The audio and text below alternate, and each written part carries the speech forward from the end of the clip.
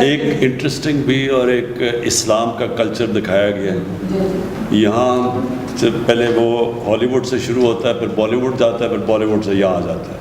ایک third hand culture promote ہو رہا ہے. میں اس لیے چاہتا ہوں کہ کوئی پتہ تو چلے ہمارے بچوں کو، نوجوانوں کو، کہ فرق کیا ہمارے میں، کہ ہمارا بھی ایک کلچر ہے، اس میں بھی رومانس ہے، اس میں بھی تاریخ کا حصہ ہے، لیکن اس کے اندر اپنی اسلام کے ویلیوز دکھائے گئے ہیں.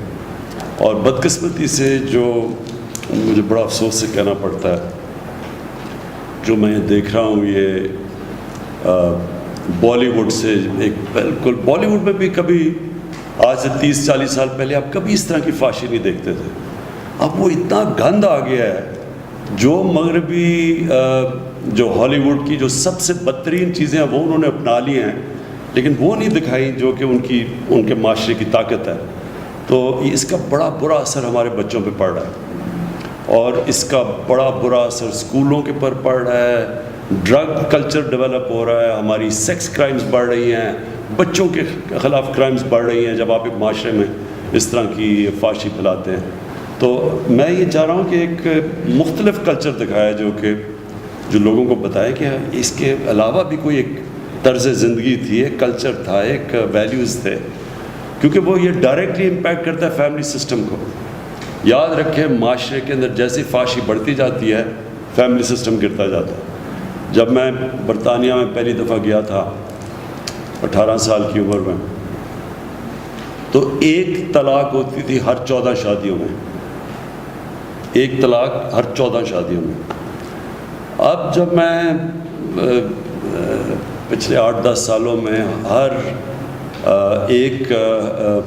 10 شادیوں میں 6 یا 7 اب طلاق ہو جاتی ہیں. تو یہ ڈائریکٹ امپیکٹ ہے کہ جیسے جیسے یہ فحاشی بڑھتی گئی، وہ ڈائریکٹ پریشر پڑا فیملی سسٹم پہ. اور اسلام کا سارا کلچر ہی یہ ہے کہ وہ پروٹیکٹ کرتا تھا فیملی سسٹم. یہ جو ہمیں چیزیں بتائی ہیں ہمارے کلچر میں، یہ جو ماڈسٹی، یعنی یہ اپنے جسموں کی نمائش نہ کرنا، اس کے پیچھے ایک پورا فلسفہ ہے کہ آپ نے اپنے فیملی سسٹم پروٹیکٹ کرنا ہے. تو ہمارا انڈیا میں آپ دیکھ رہے ہیں ان کی جو مغربی ایلیٹ ہے، اس کے اندر فیملی سسٹم بھی ٹوٹتا جا رہا ہے جیسے مغرب میں. تو ایک تو یہ وجہ ہے. ایک اور بھی ہے، ایک ہے صوفی کے اوپر، یونس امیر، وہ بھی ترک ہے، وہ اس کی وہ نیکسٹ ٹرانسلیشن آپ نے کرنی. اچھا جی، میں دوسری چیز آپ کو دیکھیں، میں نے پاکستان کے میڈیا کو ایوالو کرتے دیکھا ہے. ہم نے دیکھا ہے اس کو کہ کیسے یہ چینج ہوتا گیا. پہلے ہوتا تھا صرف پی ٹی وی، اور میں ان لوگوں میں سے تھا جس نے جب جنرل مشرف کی آئی گورنمنٹ، تو ہم نے بڑا کہا کہ ان کو کہ باقی ٹی وی چینلز کو آنے دیں. اس سے پہلے صرف پی ٹی وی ہوتا تھا. تو یہ 2002, 3, 4 میں شروع ہوئی باقی ٹی وی چینلز، اور ہم نے دیکھا کہ یہ کیسے پہلے لوگ بڑا انٹرسٹ لیتے تھے کرنٹ افیئر پروگرامز میں. تو بڑا کرنٹ افیئر پروگرامز ایسے نہیں شروع ہوئے ایسے کہ واقعی ایک اس میں سے لوگوں کو پتہ چلتا تھا، ڈفرینٹ موقف کی سمجھ آتی تھی. اچھا جی، یہ پارٹی کا یہ موقف ہے، اپوزیشن کا یہ، گورنمنٹ کا یہ. بڑا اچھا شروع ہوا ایسے، اور اس میں کئی اینکرز ایک دم بڑے اوپر آ گئے. جتنے وہ اچھے کرتے تھے تو وہ اوپر آنے شروع ہو گئے. پھر ہوا کیا، یہ چلتا گیا.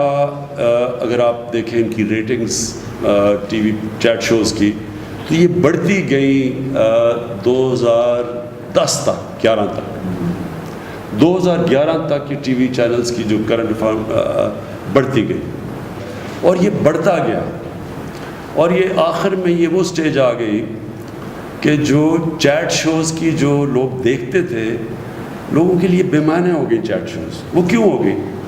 کیونکہ وہاں تو صرف ایک بازار لگ گیا، وہ اس کو برا کہے، کوئی اس کو برا کہے. بیچ میں جو اصل جو لوگ انفارمیشن لینا چاہتے ہیں وہ کم ہونی شروع ہو گئی. تو آپ جب بات کرتے ہیں نا کہ یوٹیوب کے اوپر لوگ آ رہے ہیں اور آپ کی سنتے ہیں، کیونکہ لوگ انفارمیشن چاہتے ہیں. تو جب وہ دیکھتے ہیں کہ ٹی وی چیٹ شو میں ایک دوسرے کے شور مچا ہوا، برا بھلا ایک دوسرے کو کہہ رہے ہیں، بیچ میں سے نکلتا کچھ بھی نہیں ہے، کوئی کچھ کہہ رہا ہے، کوئی کچھ کہہ رہا ہے. اصل میں تو لوگ جو سچ لوگ ڈھونڈنا چاہتے ہیں وہ چھپ جاتا ہے. تو آپ سب کے لیے دیکھیں، میرا جو زندگی کا ایکسپیرئنس ہے وہ یہ کہ اللہ الحق ہے، جو سچ ہے نا وہ چھپتا نہیں ہے زیادہ دیر. آپ کسی کو پیسے بھی دے دیں، آپ میڈیا کو بھی کھلا دیں، لیکن جو عوام ہے وہ آخر میں وہ سچ ڈھونڈے گی. آپ کبھی بھی کوئی کسی میڈیا اونر کا یہ خیال نہیں ہونا چاہیے، اس میں یہ تکبر نہیں ہونا چاہیے کہ وہ کسی کو عزت دے گا یا کسی کو ذلت دے گا. یہ چیز اللہ نے اپنے ہاتھ میں رکھی ہوئی ہے. یہ کبھی کوئی انسان کسی کو نہ ذلیل کر سکتا نہ اس کو عزت دے سکتا. وہ اس کی وجہ یہ ہے کہ اگر یہ ہوتا تو سارے امیر لوگ عزت دار ہو جاتے اور غریب لوگ ذلیل ہو جاتے. ایسا ہے نہیں، اس لیے کیونکہ عزت اللہ نے اپنے ہاتھ میں رکھی ہوئی ہے اور وہ دیتا ہے وہ لوگ جو رائے حق پہ ہوتے ہیں. تو آپ کے لیے جو سب سے بڑا ایڈوائس میرا یہ ہے، میں نے اینکرز کو اوپر جاتے اور نیچے آتے دیکھے. کتنے اینکرز کو میں نے دیکھا، اس میں دو چیزیں ان کے راستے میں زوال میں دو چیزیں ہوتی ہیں. ایک جو اینکر اپنی میں اور اپنی انا کو اتنا بڑا بنا دیتا ہے کہ وہ سمجھتا ہے کہ وہ اس لیے نہیں بڑا بنا کہ وہ لوگوں کے سامنے حقائق پیش کرتا ہے، وہ ایک ایسی ہیلدی ڈبیٹ کرتا ہے جس سے عوام میں زیادہ شعور پیدا ہو. وہ جو اپنی ذات کے اوپر آ جاتا ہے کہ اچھا میں فیصلہ کروں گا، یہ اوپر جائے گا یہ نیچے جائے گا.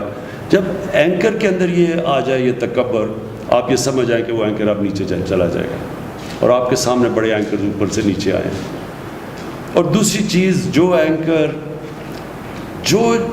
جب تک لوگ یہ سمجھتے ہیں کہ یہ اصل میں یہ غلطیاں بھی کرے گا لیکن یہ ہے سچا آدمی، یہ ہے قوم کے لیے بات کرے گا، یہ رائے حق پہ کھڑا ہوگا، تب تک لوگ ہمیشہ اس کو سنیں گے، اس کا گراف اوپر جائے گا. جب ان کو یہ ہو گیا نا، اور کئی ایسے اینکرز آپ نے دیکھا ہوگا، جب ان کی کریڈیبلٹی گئی کہ جی لوگوں نے کہا اچھا جی یہ جو بات کر رہا ہے اس میں تو، جب اس کی 3-4 چیزیں پروو ہو جائیں کہ یہ اس نے سچ نہیں بولا یا اس نے مس لیڈ کیا لوگوں کو، غلط تو اس کے جب کریڈیبلٹی جاتی ہے آپ یہ سمجھ آئیں کہ اینکر کا پھر گراف نیچے جانا شروع ہو جاتا ہے. تو آپ کے لیے تو بڑا امپورٹنٹ ہے یہ، جو آپ کے لیے اچھا لوگ بڑی جلدی فیصلہ کر لیتے ہیں کہ یہ ملک کے لیے کون کھڑا ہوتا ہے، کہ جو بھی ہوگا یہ چاہے گورنمنٹ اگر سچ بولے گی تو گورنمنٹ کے ساتھ ہوگا، اپوزیشن بولے گی اپوزیشن کے ساتھ ہوگا. جب لوگوں کو یہ اعتماد ہو جاتا ہے نا کہ سچ کے ساتھ کھڑا ہوگا، لوگ اس کو واچ کریں گے، وہ اوپینین میکر بن جائے گا، اس کی رائے امپورٹنٹ ہو جائے گی پبلک کے اندر، جس کو اوپینین میکر کہتے ہیں. لیکن جب لوگوں نے یہ دیکھا کہ یہ فرمائشی یا یہ کسی سے کوئی پیسہ ملا یا کچھ اس کی وجہ سے کچھ کر رہا ہے، آٹومیٹکلی وہ نیچے آ جاتا ہے. اس لیے یہ آپ کے لیے بڑا امپورٹنٹ ہے کیونکہ آپ ینگ ہیں اور یہ بڑی اچھی اپرچونٹی ہے. دیکھیں ہر دور میں اللہ اپرچونٹیز دیتا ہے. اب یہ آپ کو اپرچونٹی مل گئی یوٹیوب میں، ایک بڑا اچھا ایک لوگ اپنی اس میں کریئر بنا سکتے ہیں اور یہ بھی چینج ہوتا ہے. اچھا اتنی تیزی سے سوشل میڈیا چینج ہو رہا ہے اور آپ کو سب کو پتہ ہوگا کہ جو سب سے پہلے پارٹی جس نے سوشل میڈیا کو اپنایا تھا وہ تحریک انصاف تھی. اس سے پہلے کسی کو نہیں سمجھتی سوشل میڈیا کی. تو ہم سب سے پہلے یہ فیصل سب سے زیادہ ڈاکٹر الوی ہم نے اپنی یہ شروع کی، اپنے ممبرز بنائے اور تو تب تک کسی کو پرانی پارٹیز کو سمجھ ہی نہیں تھی کہ سوشل میڈیا کتنی بڑی ایک طاقت بن کے اوپر ہے. تو اب تو یہ اور آگے چلا گیا اور یہ پھر چینج بھی ہوتا رہتا ہے. ٹائم کے ساتھ سوشل میڈیا بھی بدلتا جاتا ہے. یہ جس طرح آپ نے کہا کہ فیس بک سے اب یہ یوٹیوب کی طرف لوگ آ رہے ہیں اور اس طرح چینج ہوتا جائے گا. اور پھر واٹس ایپ گروپس بن گئے ہیں اور نئی چیزیں آتی رہیں گی. تو جو ایک انسان یا معاشرہ یا ادارہ، ایک انگریزی کا ورڈ ہے to stay ahead of the کرو، to stay ahead of the کرو، یعنی جو بھی آگے کا دیکھ رہا ہوتا ہے وہ جو پہلے دیکھتا ہے کہ اب ادھر جا رہا ہے تو وہ ٹائم کے ساتھ آگے جاتا ہے، ٹائم سے پہلے چیزیں اسپاٹ کر لیتا ہے، وہی دنیا میں آگے جاتے ہیں. جس طرح یہ سارے سلیکن ویلی میں یہ جائنٹس بن گئے، ینگ لڑکے دیکھتے دیکھتے کہاں سے کہاں پہنچ گئے. وہ ہے وہ جو مارک زکربرگ، ینگ لڑکے. تو یہ اپرچونٹیز کبھی دنیا کی تاریخ میں پہلے نہیں تھی. یہ جو اب اپرچونٹیز آ رہی ہیں تو آپ کے لیے بڑا اچھا ٹائم ہے. لیکن میں یہ پھر سے آپ کو ایمفسائز کروں گا, لوگ دیکھ لیتے ہیں کہ عوام دیکھ لیتی ہے کہ کون رائے حق پہ ہے. آج نہیں, تھوڑی دیر کے لیے لوگ, وہ ایک ابراہیم لنکن کی سینگ ہے, بڑی اچھی سینگ ہے کہ تھوڑی دیر آپ سب کو پاگل بنا سکتے ہیں اور سارا وقت صرف آپ تھوڑے سے لوگوں کو پاگل بنا سکتے ہیں, لیکن سارا وقت کوئی بھی آج تک سارے لوگوں کو پاگل نہیں بنا سکا, کیونکہ اللہ الحق ہے. اور یہ جو کرونا ہے, یہ یاد رکھیں بہت بڑا امتحان اللہ نے ہمیں نہیں, پاکستان ہی نہیں, ساری دنیا پہ بہت بڑا امتحان دیا. اس کے اندر جو سب سے امپورٹنٹ چیز یہ ہے, ہمارے جیسے ملکوں کے لیے, ہندوستان کے لیے, بنگلہ دیش کے لیے, ساؤتھ افریقہ کے اندر ملک ہیں جدھر غربت ہے, جدھر وہاں بھی کچی آبادیاں ہیں, ادھر ایک بالکل مختلف امتحان ہے بنسبت یورپ, چائنا, امریکہ, وہاں بالکل مختلف چیلنجز ہیں.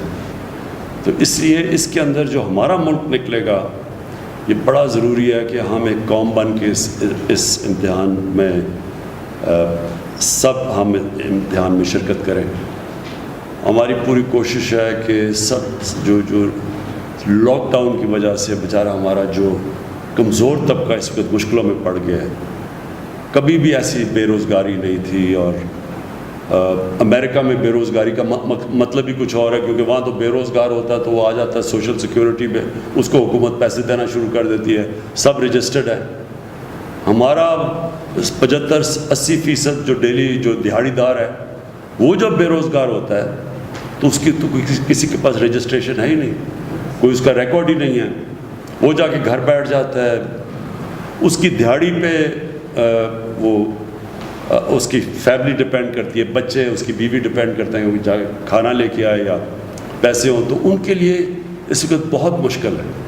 جس کی وجہ سے میں ہمیشہ سمجھتا تھا کہ ہمیں لاک ڈاؤن مختلف طریقے سے کرنا چاہیے تھا, یعنی شادیاں, کالجز, یونیورسٹیز, میچز وغیرہ جدھر لوگ جمع ہوتے ہیں وہ تو بند کر دینے چاہیے تھے, لیکن ہمیں کاروبار نہیں بند کرنا چاہیے تھا. اس میں سوچ سمجھ کے کاروبار کے اندر مثلا دکانیں بھی ہم 1-2-3 دکانیں چھوڑ کے ان کو کھول دیتے اور پھر یعنی روٹیٹ کرتے تھے تاکہ روزگار چلتا رہتا.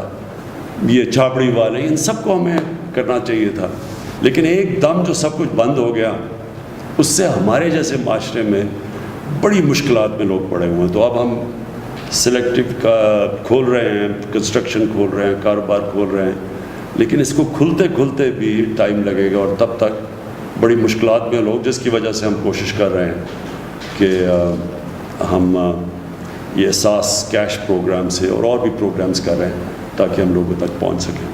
لیکن سب سے پہلے تو آج کوئی بھی دنیا میں نہیں کہہ سکتا کہ کرونا کب قابو میں آئے گی, کوئی بھی نہیں کہہ سکتا. تو جو ساری دنیا کوشش کر رہی ہے کہ کرونا کے ساتھ گزارا اب ہم کیسے کریں گے, کرونا بھی ہو اس کو بھی روکیں, لیکن ہمارا کاروبار بھی چلتا رہے تاکہ ہمارے بیچارے لوگ بھوکے نہ مریں.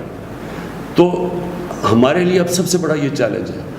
اس کے لیے ایک بڑا اچھا ایک ٹریک اینڈ ٹریس سسٹم, وہ ہم نے اب ساری ایجنسیز بیٹھی, ہماری سارے ادارے بیٹھے, ہم نے ایک سسٹم آرٹیفیشل انٹیلیجنس کے ذریعے ISI کے ساتھ مل کے نکالا ہے کہ سارے پاکستان میں ہم ٹریک کریں گے کدھر ہمارے کرونا کی کے جو افیکٹیز ہیں, جن کو انفیکشن ہے, پھر ان کو ہم ٹریک کر کے پھر ان کی پورا بنائیں گے کہ وہ کن سے مل رہے ہیں.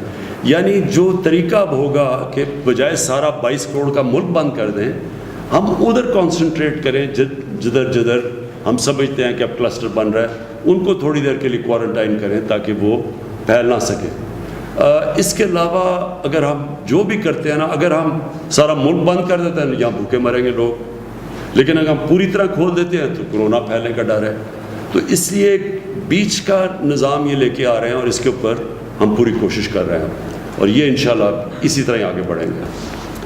جو ہر کرائسس ہوتا ہے نا, اس میں اللہ نے ایک ایسا نظام بنایا ہوا ہے کہ اس میں اگر انسان اپنا عقل استعمال کرے تو اس میں موقع بھی بڑے مل جاتے ہیں, اور کرائسس کے اندر کئی بڑی زبردست چیزیں ہو جاتی ہیں, کیونکہ انسان کو اللہ نے بنایا ایسا ہے.